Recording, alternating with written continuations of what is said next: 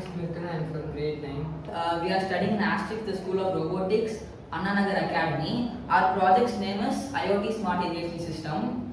Our main goal of our project is to save water automatically, water in the plants when needed. We use ESP32, DHT11 and soil moisture sensor to sense and monitor the environment conditions near the plant. Over to Mirthun. In our project, we use ESP32, DH11, soil moisture sensor module, water pump, driver module L29810. Soil moisture checks whether the soil is dry or wet. If the soil is dry, with the help of ESP32, motor driver gets turned on. With the help of motor driver, the water pump will get turned on.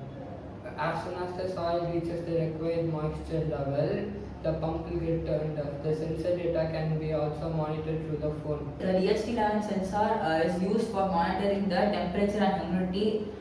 Thank you.